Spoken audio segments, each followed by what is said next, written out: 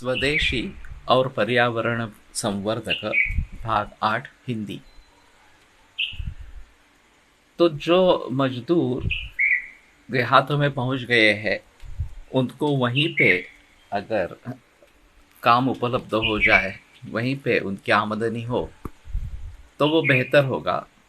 और इसमें भारत एक कृषि प्रधान देश था, अभी ऐसा बोलना पड़ेगा, कृषि प्रधान देश था, उसको पुनरुज्जीवित करना जरूरी है।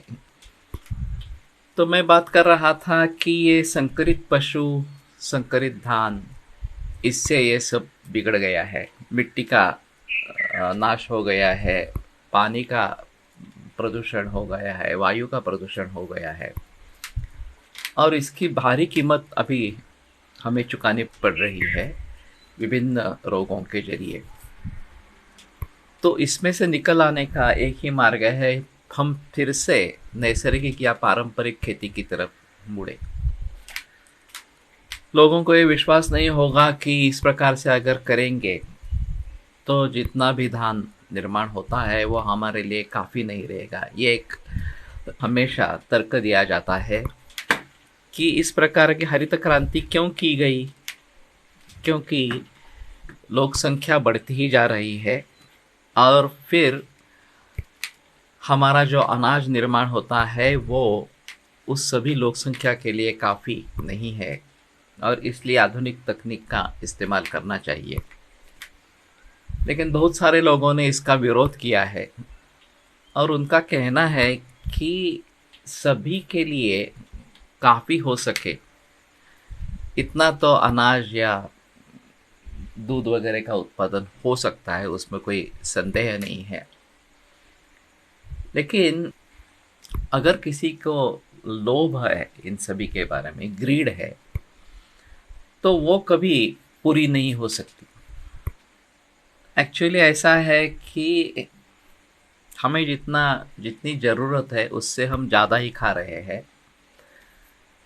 और नाश कर रहे हैं, फेंक दे रहे हैं अन्न को। केवल अमेरिका में कहा जाता है कि 35% जो आहार है वो फेंका जाता है, और वैसी ही स्थिति सभी समृद्ध देशों में या समृद्ध लोगों में इस प्रकार से है। आश्चर्य की बात है, जब हम किसी लग्न समारोह में जाते हैं और अभी तो बुफे डिनर रहता है, तो आपको जितना चाहिए उतना आप ले सकते हैं, फिर भी बहुत सारे लोग बहुत कुछ इकट्ठा करके फेंक देते हैं। ये अजीब माहौल है। तो ये हमारी मानसिकता ही इसके लिए बदलने की आवश्यकता है। अगर हम कम ही खाना खाएंगे तो नुकसान नहीं, फायदा होगा। वास्तव में ग्रंथ में जो लिखा है वो आमाशय जो है, हमारे स्टमक की जो कैपेसिटी है उसके 3 भाग उसकी कल्पना करनी है। एक में सिर्फ घन, 1/3 जो है वो द्रव, और 1/3 रिक्त रखना है, भरना नहीं है। वो दोषों के संचरण के लिए आवश्यक है, ऐसा बताया गया है। और खाना खाने के बाद जो भी हम करें, कुछ कार्य करें, पढ़े या और कुछ कहे, तो उसमें हमें दुख की संवेदना नहीं होनी है। सुखपूर्वक हम सभी कार्य करते रहे, ऐसी अनुभूति होना चाहिए।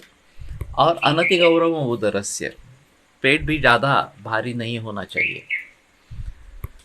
तो इस दृष्टि से अगर हम खाना खाएंगे तो सभी के लिए खाना काफ़ी हो जाएगा। ऐसा नहीं है कि खाना पूरा पड़ेगा, ऐसी अवस्था नहीं है। तो उसके बारे में थोड़ा सोचना है कि ये जो बताया जाता है तर्क, कि अगर इस तकनीक का इस्तेमाल नहीं किया होता तो अनाज पूरा नहीं पड़ेगा, ये वास्तव में भ्रम है। और ये बलपूर्वक इसको बताया गया है ताकि सभी लोग आधुनिक तंत्रज्ञान की तरफ मुड़े।